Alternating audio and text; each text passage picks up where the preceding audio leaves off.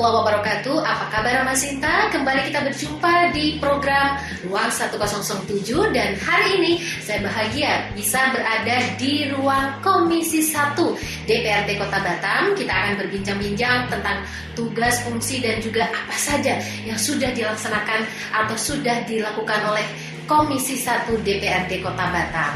Hadir bersama saya, Rama Sinta, adalah Ketua Komisi 1 DPRD Kota Batam. Langsung saja saya kenalkan beliau. Yang pertama adalah Pak Likai, Ketua Komisi 1 DPRD Kota Batam. Selamat siang Pak. Sehat ya Pak ya? Alhamdulillah. Oke. Beliau juga didampingi oleh Wakil Ketua Komisi 1 DPRD Kota Batam. Sepertinya kalau di sosial media tidak asing lagi ya. Saya kenalkan beliau dulu, yaitu Bapak Safari Ramadan, SPDI. Beliau ini tidak asing karena aktif juga di sosial media ya Pak ya. Assalamualaikum Pak. Waalaikumsalam. Baik. Kita akan mulai dulu bahwa Komisi 1 DPRD Kota Batam ini kalau saya tidak salah ini membidangi ataupun juga berkaitan dengan hukum dan pemerintahan. Betul ya Pak ya? Nah, mohon dijabarkan terlebih dahulu. Apa nih tugas Komisi 1 dan juga dinas ataupun juga instansi mana saja yang biasanya akan menjadi mitra Komisi 1? Selamat siang. Untuk mitra Komisi 1, terutama yang vertikal itu mencakup karena kita membuat hukum dan pemerintahan. Ya. Yaitu untuk vertikalnya kita bersentuhan langsung dengan Polres. Oh, Polres baik. Tangerang. Baik. Dan Kodim. Wah. Kodim. Iya. Terus ada Angkatan Laut. Iya. Imigrasi. Baik. Kejaksaan. Pengadilan Kejaksaan Batam ya. Iya. Pengadilan Negeri Batam. Oke. Bea Cukai dan lain-lain. Pokoknya yang berkasus dengan hukum gitu adalah tanggung jawab Komisi 1. Oke, artinya bahwa Komisi 1 ini tidak hanya bermitra dengan pemerintah Kota Batam. Iya, benar. Baik. Kalau untuk pemerintah Kota Batam sendiri? Biar Pak Waka. Kalau dengan pemerintah kota, kita berkaitan dengan OPT, ada luas lebih ada dinas Dukcapil. Iya. Dengan camat Kota Batam. Baik. Juga mitra di Komisi 1. Baik. Sepakol, dinas perpustakaan, Satpol PP, dan beberapa mitra yang lain yang juga masuk di Komisi 1. camat Camat semua. Polres dari tingkat camat ada termasuk juga ini PKD. Oh, BKD. Baik. Masalah hukum yang menyangkut tentang masalah hukum yang ada di pemerintah kota, termasuk masalah pemerintahan pegawai semua pegawai negeri Batam semua itu adalah misalnya di Komisi 1. Baik. Oke, saya tuh jadi penasaran Pak. Kalau dari masyarakat nih ya, dari masyarakat apakah itu hasil reses, apakah itu aspirasi langsung ya, apakah itu demo dan lain sebagainya, apa sih yang paling banyak disampaikan oleh masyarakat Kota Batam yang berkaitan dengan tugas dan kewenangan Komisi 1? Apakah misalnya termasuk ini UMKM yang setiap tahunnya pasti akan hadir di sini? Saya jawab Pak Ketua. Jadi kami Komisi 1 kan menyangkut masalah hukum dan pemerintah. Ya. Kalau yang menyangkut permasalahan masyarakat kita, jadi menyangkut tentang hukum tadi, itu masalah pemerintah tentu bisa. Ya. Tadi sampaikan bahwa menyangkut masalah UMK itu kan ranahnya di Komisi 4. Oh, baik. Bidang ketenagakerjaan. Kita misalnya adalah masalah ketertiban umum misalnya. Ketertiban umum itu adalah ranah sektor bidang Satpol PP. Satpol PP itu adalah mitra kerja Komisi 1. Ya. Maka yang menyangkut masalah itu ketertiban umum dan sebagainya itu berarti di Komisi 1. Ya. Tentu masalah perizinan, Ya. IMB dan sebagainya, masalah ini yang tidak sesuai dengan aturan pemerintah, tentu ada yang menjadi komplain atau ada yang mengajar. Karena mitranya ada di Komisi 1, maka kita masih masalah demo, masalah apa ya? Masalah banyak juga masalah penggunaan ibadah tidak sesuai dengan aturan. Padahal kita sudah ada sekali dua menteri, itu tidak diselesaikan, itu dibawa karena kalau masalah reses tentu kita adalah perwakilan dari fraksi kita masing-masing. Oke. Baik. Nah, sejauh ini dari 2019 sampai dengan sekarang 2022, apa yang paling headline ya di Komisi 1 yang diselesaikan permasalahannya? Mungkin kan seperti misalnya sesaat lagi RDP. Nah, kira-kira masalah apa yang paling banyak menyita perhatian seluruh Komisi 1? Saat ini yang paling menarik perhatian masyarakat yaitu salah satunya masalah yang kita ketahui sekarang lagi bangun One Avenue. Yang dulu adalah sebelumnya disebut dengan nama Osli, sekarang diganti nama. Itu menjadi salah satu perhatian kita Komisi 1 juga kayak ramai. Karena ini suatu masalah, karena suatu pembangunan yang PMA di mana joint venture sama orang Indonesia, tahu-tahu katanya orang pemilik di Singapura lari, tutup, Osli tutup, ya. Sedangkan pengalihan dari hak mereka itu dirubah begitu saja, itu kita merasa curigakan, dan ini menjadi salah satu dari dari perhatian kayak ramai. Oke. Itu adalah salah satu, itu baru salah satu ya. Belum lagi permasalahan lain yang mungkin bisa dikatakan. Izin Pak Ibrahim, berarti hari ini yang lagi viral saat ini kan apalagi menyangkut masalah gerakan perempuan. Itu dia. Itu kan ranahnya di Komisi 1. Kenapa gerakan perempuan itu tidak menyangkut masalah izin? Apakah termasuk yang di Square? Ya, Madiram. Oke. Seperti ini Madiram itu kan dalam permainannya itu tidak sesuai izin. Baik. Jadi izinnya itu ada di BPM PTSP, penertibannya itu ada di Satpol PP. Ya. Dua instansi ini, dinas ini berada di mitranya Komisi 1. Maka diselesaikan di Komisi 1. Ya. Menjadi permasalahan dalam permainan itu adalah masyarakat di sana keberatan karena mereka dengan pemukiman. Betul. Tidak berizin, maka masyarakat minta untuk menutup itu. Maka tidak Sudah sejauh mana sekarang ini? Ya. Karena ini kan sudah sekitar 2 bulan terakhir ini ya Pak ya? Betul. Jadi karena ini adalah ranah Komisi 1, maka masyarakat membuat surat pengaduan Komisi 1 untuk di RDP rapat dengan pendapat. Kita panggil pihak usaha, kita panggil PD terkait, kita panggil masyarakatnya, kita carikan solusi. Karena DPR ini kan bukan pengadilan. Ini adalah rumah rakyat. Kita mencari solusi bagaimana masalahnya selesai kan. Kita tentu harus menjaga berusaha bagaimana pengusaha tetap eksis, tapi sesuai dengan aturan berlaku. Kita juga mendengar suara masyarakat kita, karena masyarakat kita juga butuh kehidupan yang layak, yang nyaman, dan tentram di dalam melaksanakan kegiatan sehari-hari. Jadi sudah kita laksanakan RDP, namun ternyata itu tidak izin. Jadi kita dan informasi terakhir pihak pengusaha berjanji terjadi habis lebaran ini mereka disediakan. Andai kita berandai-andai habis lebaran tidak juga tutup. Apa yang menjadi kesepakatan pada saat pertemuan itu? Ya, kesepakatan saat itu sebenarnya kita kasih waktu 1 minggu untuk memberi izin. Jadi karena izinnya itu juga belum ada, ya, mereka berjanji untuk akan menutup usahanya. Jadi sampai saat ini kan izinnya tidak ada. Dan belum kita ada waktu lagi dengan pertimbangan untuk THR dan sebagainya. Oke. Persiapan tempat yang baru, kita maklum. Kita kasih kesempatan. Tentu ketika itu juga tidak diindahkan lagi, tentu yang mengambil kebijakan penertiban itu kan tidak bisa kita DPR.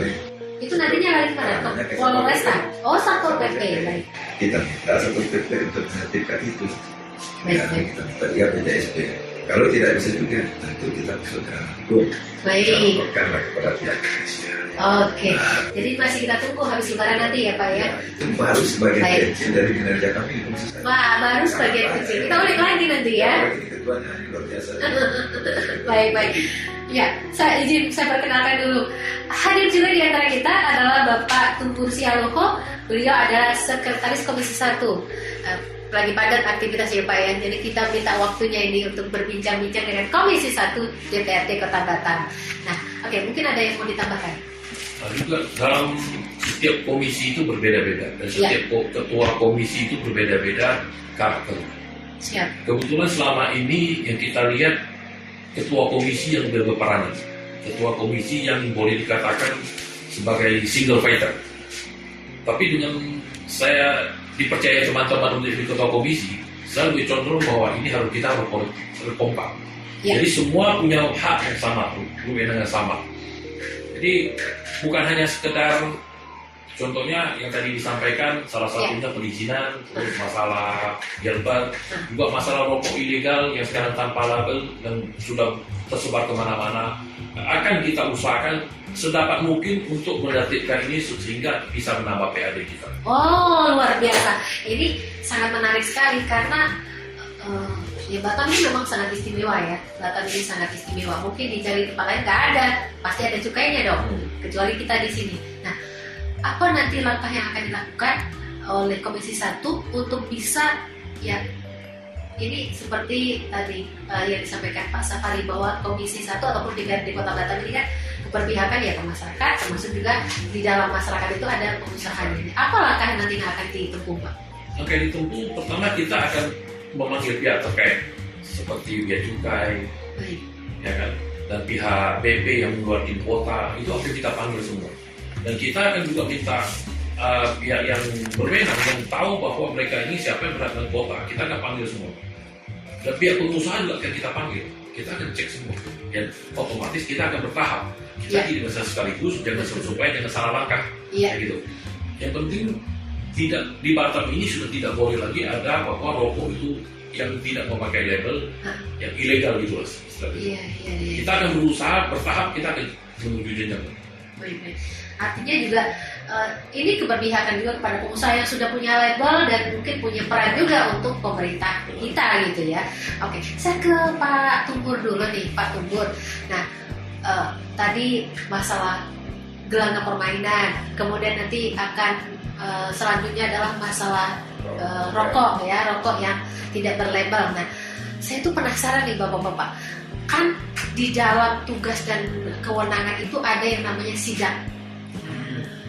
Pengalaman Pak Tumbur dan juga Bapak-bapak kita, Bapak Ibu kita di Komisi 1, nah apa sih yang melatar belakangi Komisi 1 melakukan sidang ke pengusaha mungkin dan lain sebagainya nih? Monggo Pak.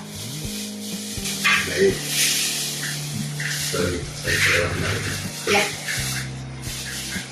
Artinya dasar kita melakukan sidang, ya begini Bu, biasanya kita melakukan sidang itu apabila ada surat dari masyarakat. Ya. Jadi mungkin ada keluhannya terhadap katakanlah pembangunan di lingkungannya ataupun ya katakan seperti yang tadi mungkin masyarakat itu melihat ini tak sesuai dengan aturan hukum. Jalan langkah mereka itu untuk datang dan mengadu ke kita itu kan itu kewajiban dari masyarakat. Artinya di sini kan rumah masyarakat nih. Iya, betul. Jadi mereka kan mengadu ke rumahnya nih. Betul.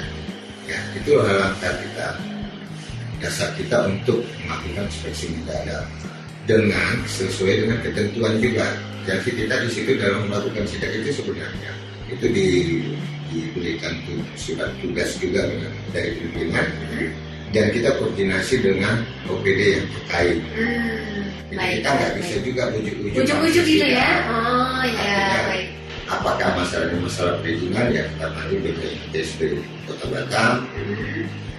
Kalau masalah penegakan perda kita koordinasi dengan Satpol PP. Jadi kita artinya sidak itu bukan karena arogan juga, enggak. Iya. Bukan karena kepentingan pribadi juga bukan ya, atau partai bukan ya. Ini kadang-kadang jadi permasalahan yang jadi tanda kutip. Ya mudah-mudahan dengan pemimpinan artinya kolektif kolegialnya kami di Komisi 1 sekarang bisa menetralkan hal-hal yang seperti itu dan tidak ada pemikiran sampai ke sana. Jadi saya juga berkoordinasi dengan Pak Likai, Pak Safari, ya kita harus semuanya itu sesuai dengan mekanisme dan tupoksi dari DPRD Kota Batam. Jadi tidak ada kepentingan seperti itu yang kita nggak. Memang tugas dan fungsi kita itu tetap untuk masyarakat sesuai dengan mekanisme dan ketentuan. Oke. Nah, yang baru-baru ini juga pemberitaannya lumayan kita lihat di media online misalnya adalah pemasangan alat pembangkit yang tegangan tinggi. Nah, itu masuk ke sini nggak, Sultan itu Pak? Sejauh mana sekarang progresnya? Hari kami selesai di RDP. Hari ini juga? Dan masuk surat tadi. Oh, Hari kami selesai itu kayak lintas komisi. Nanti rapatnya bukan di komisi 1, kan komisi 3 terpilih sendiri doang pimpinan. Itu komisi 1 dan pimpinan komisi 3. Tadi baru ada. Sebenarnya apa sih Pak yang dituntut masyarakat? Kita belum tahu. Oh, baik. Siap. Artinya itu kalau masalah suket itu kan kita udah sementara.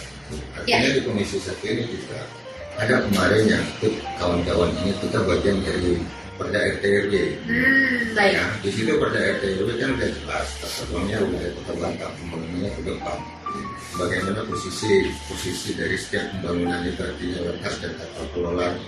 Jadi termasuk itu sudah ada ketentuan pembangkit listrik di mana, kan itu udah diteruntukkan ya, udah difasilitasi, termasuk masalah ini. Jadi kenapa Ketua DPRD Kota Batam mengambil kebijakan? Karena secara mekanismenya ini di Komisi 3 infrastruktur. Di Komisi 1 kita lintas instansi vertikal, contoh dari pihak kepolisian, dengan ada yang masyarakat, yang ini ya kita kan belum dapat, ini kan dari pihak. Jadi dengan adanya RDP ini nanti di situ masyarakat bisa menyampaikan dan instansi yang lain dari instansi yang mitra kita, instansi vertikal baik itu PLN mungkin kan main di provinsi, tapi kita kan di sini hanya mendengar nanti pemaparan mereka sehingga kita bisa mengambil satu kesimpulan untuk masyarakat Kota Batamnya. Iya, baik. Kita tunggu nih berarti ya, nanti kita update lagi Rawasita Batam Indonesia. Makanya selalu tungguin info terbaru dari DPRD Kota Batam di Ruang 1007. Baik, kita lanjutkan kembali perbincangan kita pada hari ini. Salah satu mitra vertikal yang tadi sudah disebutkan adalah imigrasi. Nah, tidak bisa dihindarkan juga bahwa kita sebagai daerah industri ini banyak sekali yang namanya pekerja asing. Nah, apakah pernah ada yang mencuat permasalahan ini kaitannya yang berkaitan dengan hukum ya, berkaitan dengan izin tinggal, izin kerja dan lain sebagainya yang pernah ditangani oleh DPRD Komisi 1?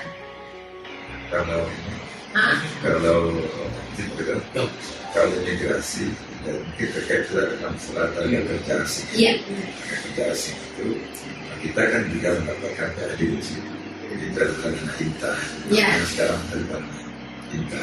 Jadi tugas kita kalau memang tenaga kerja asing tidak memiliki banyak sesuai itu ada tindakan-tindakan. Tapi kalau masalah tenaga kerja itu bukan bisa. Betul. Tapi masalah hubungan vertikal kita dengan imigrasi itu ada vertikal ya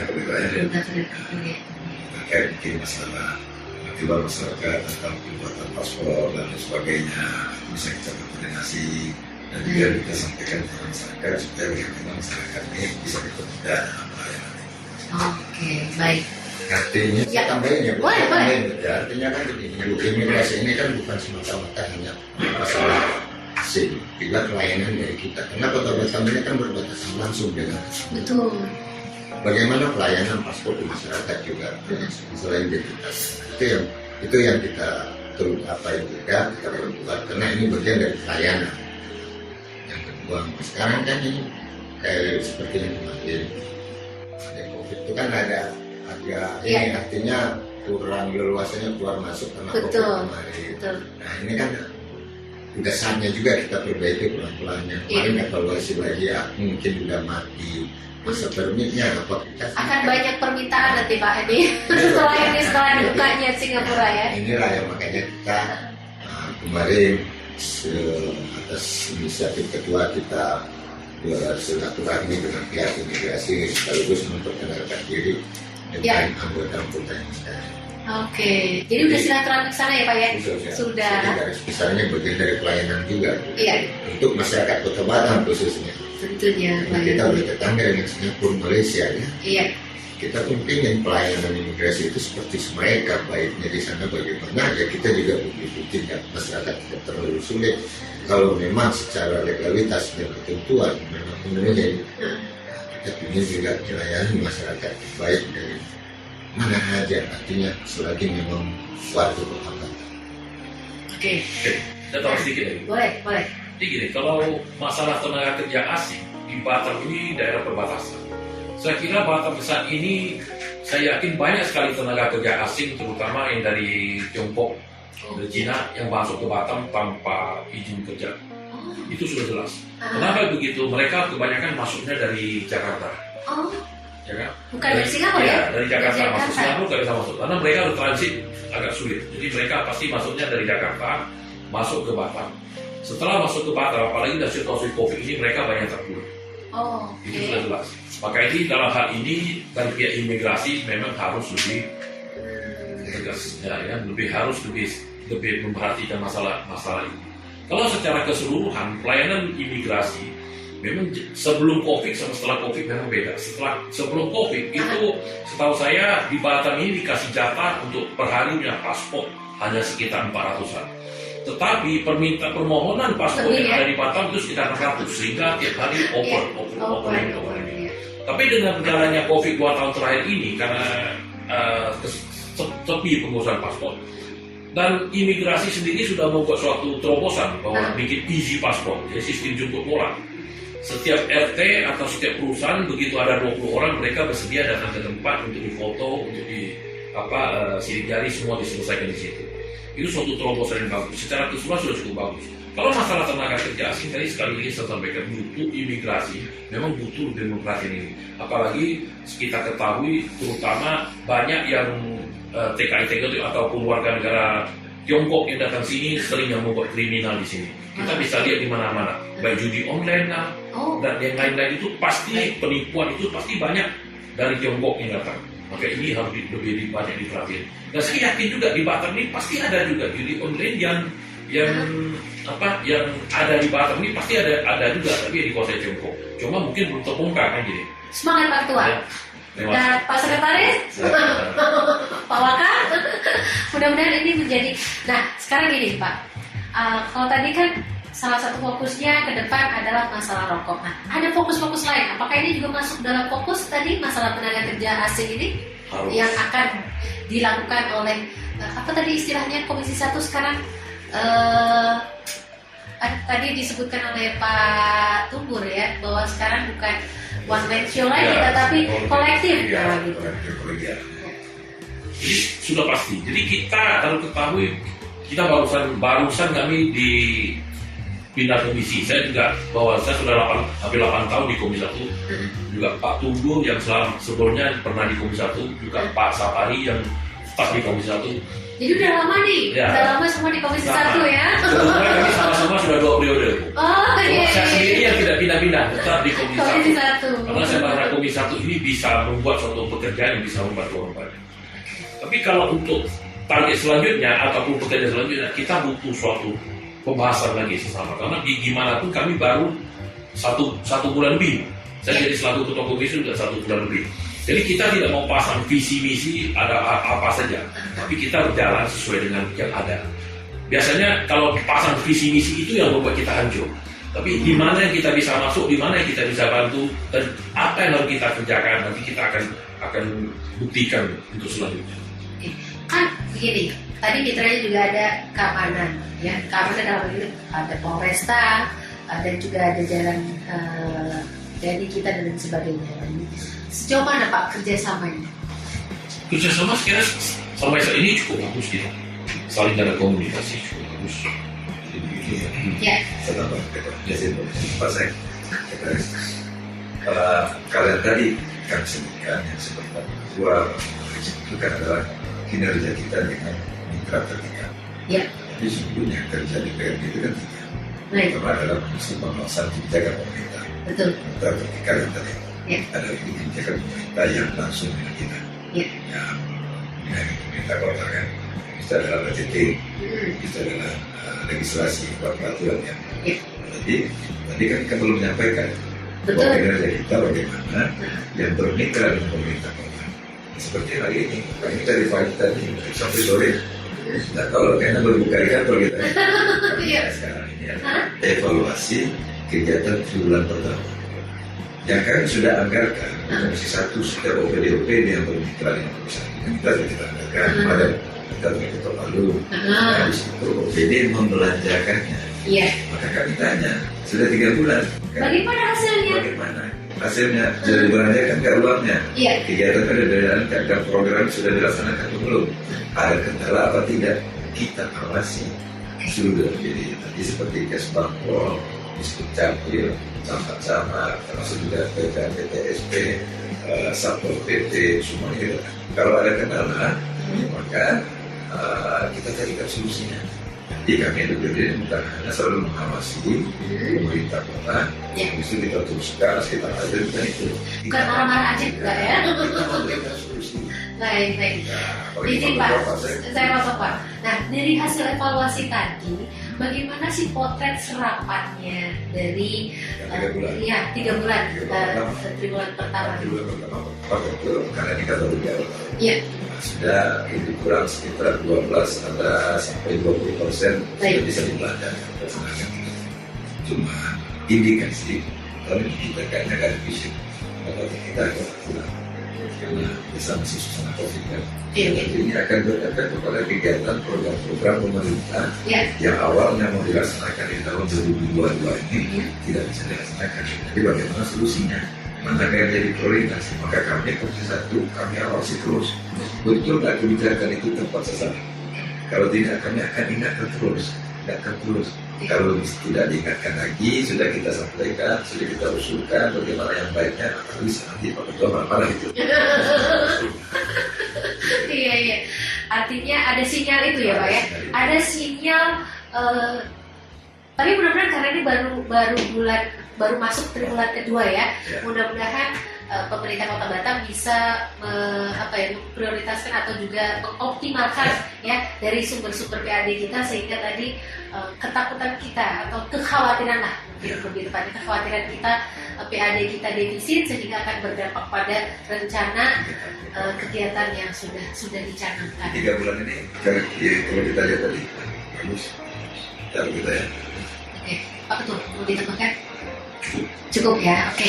Kita berharap Mama Sinta mudah-mudahan PAD di tahun 2022 ini memang capai target ya. Karena kalau capai target artinya yang sudah direncanakan mungkin di Pusrenbang, baik itu dari tingkat kelurahan, kecamatan sampai kota bisa terlaksana. Karena nanti akan banyak juga penyampaian di Batam FM ya, di Halo Batam. Kenapa ini padahal sudah diketuk ya, sudah diketuk di Musrembang kami baik itu dari kelurahan, kecamatan sampai dengan tingkat kota, tapi nggak jadi dibangun. Mohon pencerahan ini Pak. Itu dia pencerahan kepada masyarakat apabila ini terjadi sehingga kami pun sebagai jembatan ya, kalau kami kan hanya memfasilitasi masyarakat menyampaikan aspirasi, kemudian kami sampaikan kepada bapak-bapak yang di sini. Kenapa bisa ada pembangunan yang tidak terlaksana? Tadi mungkin di garis bawah ya, sebenarnya tadi sudah disampaikan gitu. Apa istilahnya? Gak duit-duit Pak. Tapi kan pemerintah sedang usaha. Iya, siap. Sedang usaha, bagaimana target-target itu, hasil solusi pendapatan kita. Sebenarnya berusaha dengan hotel dan pada restoran. Masalah COVID ini kan hotel yang kegiatan dengan kunjung yang masuk juga restoran yang berdana. Nanti walaupun pertumbuhan ekonomi kita sudah tumbuh dari sebelumnya. Tapi pertumbuhan ekonomi itu kan bukan di bidang pariwisata, tapi ada di bidang-bidang industri. Iya, betul industri. Kalau pertumbuhan ekonomi kita di bidang pariwisata, maka dia akan berada pada restoran, hotel, atau lain terasa. Ya mudah-mudahan karena aturan kita sudah bisa ke Singapura, kita bisa ke Indonesia, kan mereka juga sudah bisa ke sini. termasuk juga mudah-mudahan ada kemudahan oleh pemerintah pusat yang ditunjukkan untuk Kota Batam sehingga pariwisata kita bisa tumbuh lagi Ya, pasca pasca Bapak ini kan dia punya pohon durian, pohon kelapa. Jadi kalau sudah datang nanti wisata, sekarang kan tidak bisa. Iya, Jadi iya. tadinya kurang aja benar. Ya, jadi dalam hal ini Bu ya, kita ketahui tahun 70-an sampai tahun 90-an, Batam identik dengan kota industri, ya daerah industri. Tapi dengan berkembangnya tahun 90-an itu ke atas, itu sudah mulai daerah Batam ini disebut daerah industri dan pariwisata. Pariwisata. Untuk menambah PAD di Batam dan untuk memajukan Batam, dua ini yang paling dibutuhkan. Tapi dari satu sisi, bahwa di Batam ini aturannya, terutama dari pusat sampai ke daerah, rumah di Batam, ini aturannya semua nggak ada suatu kepastian. Baik dari sisi mau invest di Batam, ataupun sisi dari pariwisata, contohnya Ibu sampaikan tadi bulan April ini sudah bisa masuk. Tapi kenapa bisa terjadi ini? Dan aturan itu yang tidak pasti.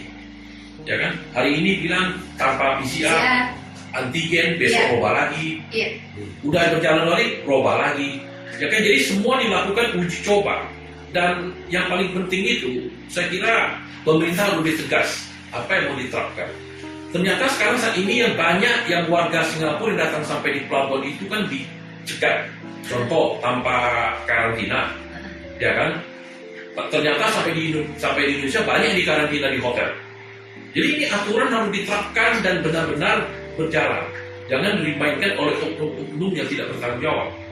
Baik. Dan masalah investasi, kalau mau Batam ini maju, investasi ini terutama dalam soal perizinan itu harus lebih sedikit dan lebih dipermudah. Ya kan? Ini tidak terasa nggak di Batam ini sangat sulit untuk mengurus perizinan. Baik izin apa aja sangat sulit. Jadi itu yang harus kita ubah. Kalau tidak, Batam agak sangat sulit untuk bersaing sama Singapura dan Malaysia. Kenapa daerah lain seperti Singapura, Malaysia begitu dia bilang open, dia langsung ketua negara itu sudah kayak kopi itu sudah tidak ada. Dan aturan yang diterapkan ada, tapi kita tidak. Kita ini terapkan, wah masa COVID ini poster sudah tanpa PCR, tanpa antigen kita sudah bisa berangkat. Apakah kita yakin selepas ini masih tetap gitu? Karena kita sering berubah. Dan makanya itu sering kali baik dari menteri apapun lah, ketua gugus yang sering keluarkan aturan, kita udah bosan mau baca. Kita baca hari ini mungkin 3 hari lagi dia rubah. Yang mau juga terlalu banyak, ya kan? Menko apa yang ngomong, nanti menteri dalam negeri ngomong, dia keluar aturan ini, permohonan ini, jadi semua jadi rancu. Jadi butuh suatu aturan atau undang-undang yang betul-betul bisa diterapkan, ya kan? Dan jangan berubah-ubah. Ini sangat sulit kalau kita mau bersaing, mau tambah PAD. Katanya sekarang kapal yang jalan cuma itu aja, 1-2 kapal itu kenapa? Di Batam dulu 1 hari bisa puluhan bahkan ratusan, sekarang 1 hari cuma 2-3 kali. Biarpun sudah dibuka kan? Iya. Malah sekarang negara semaju Singapura itu tidak terlalu rumit, tidak serumit di Indonesia. Karena yang paling parah itu di pelabuhan kita ini yang kita mental orang menjaga pelabuhan ini yang belum selesai, terutama yang soal karantina. Terima kasih. Oke, baik. Pengen sih ngobrol lebih jauh lagi, lebih banyak lagi, tetapi agenda bapak-bapak kita juga sangat padat dan juga lama sisa waktu kita hampir usai. Untuk itu saya ingin closing statement dulu, pertama dari Pak Tumpur dulu. Apa nih yang ingin disampaikan kepada masyarakat Kota Batam dari Pak Tumpur Sihalho kaitannya dengan tugas dan kewenangan Komisi 1 DPRD Kota Batam? Ya, kalau saya ingin menyampaikan ke masyarakat, artinya selama ini fungsi dan tugas DPRD itu bukan artinya kita menerima Ya. apapun keluhan masyarakat itu kita terima, namun bukan juga kita menjadi satu orang yang sesuatu lembaga yang tetap kita harus berkoordinasi dengan pemerintah kota.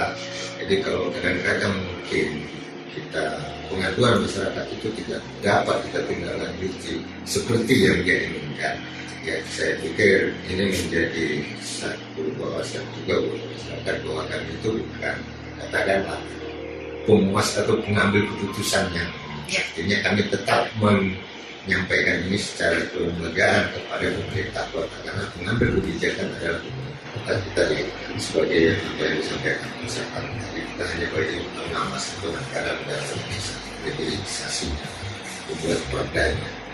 Jadi semua itu bisa kita teruskan mungkin dengan memakai katakan ini apa yang dibutuhkan masyarakat itu juga bisa lebih cepat kita sampaikan. Mungkin gitu.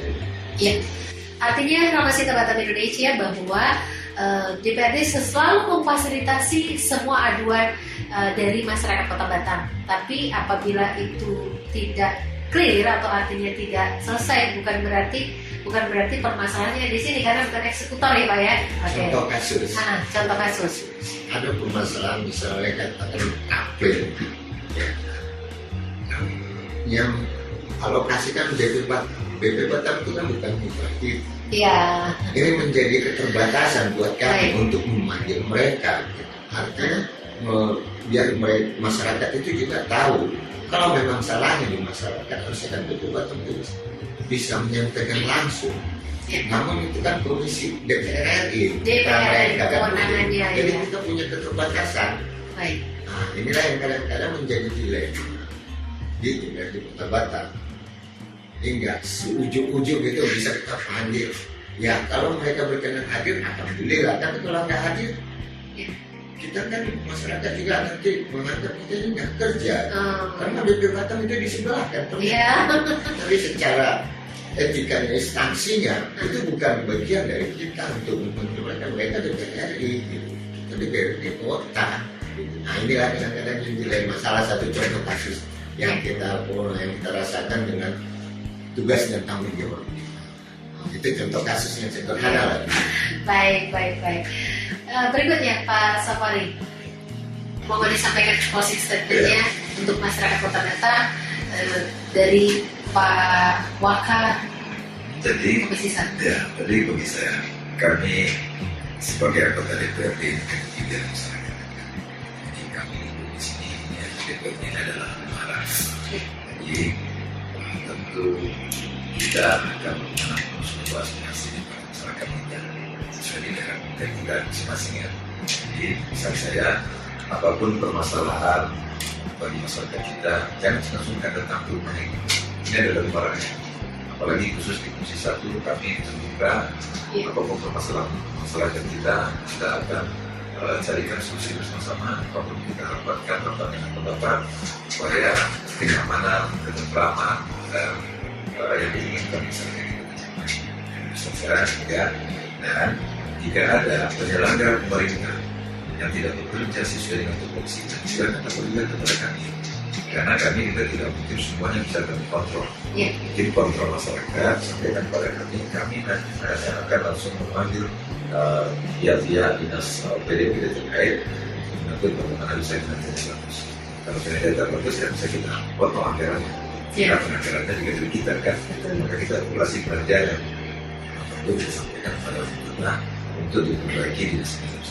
Ini kan tujuannya kami ini kan sebagai wakil terakhir mungkin bagi saya pesan masyarakat kita yang di Batam ini banyak yang tidak memiliki KTP, banyak yang tidak memiliki identitas. Jadi misalkan kita yang baru urus identitasnya karena APBD Kota Batam ini hanyalah untuk masyarakat Batam. Berktp Batam. Karena nanti maaf nih, ada tetap dari Sumatera, Barat, Jawa, tidak ada sakit. Dia tidak punya KTP Batam. Pemerintah Kota Batam tidak bisa menyampaikan program BAPES dan bantuan kesehatan daerah karena hanya untuk masyarakat yang punya KTP Batam. Kalau menurut KTP kan nggak susah. Datang ke Disduk, jika ada kendala ke Disduk, bisa kita bantu. Itulah gunanya kita. Jadi kita harus sampaikan kepada Disduk karena ini mitra kita. Disduk sekarang sudah bagus sebenarnya. Jika ada yang kita perlu sampaikan kepada kami akan terima. Itulah gunanya kami. Tapi kalau masyarakat kita dia tidak punya KTP, tidak punya identitas, dia punya kebutuhan atau pemerintah kota, dia tidak akan mendapat manfaat itu. Karena kita disalahkan sebagai pemerintah, karena kita masyarakat itu banyak tidak terus. Selain itu juga kita harus menjaga bagaimana kenyamanan, ketertiban, keamanan Kota Batam. Ketiga yang kami satu ini masalah lahan, masalah izin ibadah, ini kan masalah yang sensitif. Ya. Kita harus berlapang hati, kepada maka apapun yang ada di Batam ini kita sesuaikan dengan izin, dengan aturan-aturan yang berlaku. Maka kita akan ini. Baik, terima kasih. Terakhir Pak Ketua.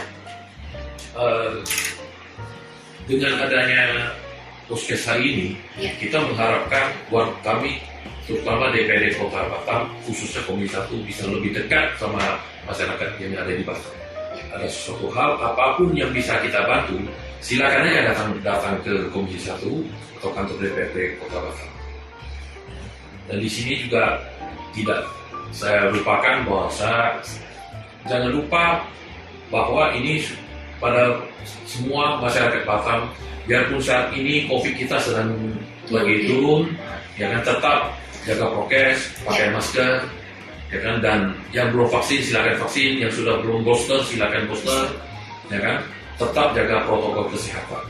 Ya, dan di sini saya ucapkan sama-sama kita. Sama. Ya, coba ngomong apa? Kami Komisi 1 mengucapkan terima kasih, apalagi saat bulan puasa, walaupun tiga ini saya berpuasa. Yang kedua, beliau sangat bertoleransi, Pak Sekretaris sangat bertoleransi sama harga orang puasa, bahkan beliau mengadakan buka puasa. Wah. Ini adalah toleransi yang Ya. terbaik bagi dia. Baik, baik. Kami ucapkan terima kasih juga kepada masyarakat Kota Batam. Manfaatkanlah kami sebagai anggota DPRD Kota Batam, sebagai wakil daripada warga Batam untuk kemaslahatan kita bersama, untuk kebaikan kita bersama. Insya Allah kami Komisi 1 siap bersama dengan masyarakat karena kami berasal daripada masyarakat kita. Luar biasa. Aplaus dulu, aplaus dulu. Jadi di sini kami juga ucapkan marhaban ya Ramadan. Selamat menunaikan ibadah puasa dan mina aidin wa faizin. Mohon maaf lahir dan batin. Selamat menyambut Hari Raya Idul Fitri. Oke. Baik, selamat siang Batam Indonesia. Begitulah bincang-bincang kita yang seru banget hari ini. Ada Pak Ketua kita, Pak Likai. Ini dari fraksi Nasdem. Saya absen dulu nih hari ini di closing kita ya. Kemudian Pak Waka ini. Warnanya hampir sama, tetap sebenarnya berbeda ya. Beliau Pak Samari Ramadan SPDI dari fraksi Partai Amanat Nasional atau PAN. Kemudian merah nih nampaknya ya. Dari Pak Tumbul Sihaluho dari Partai Merah ya. Dari PDI Perjuangan. Oke, jadi hari ini memang berwarna, narasumber kita dari warna-warna yang ada di Indonesia.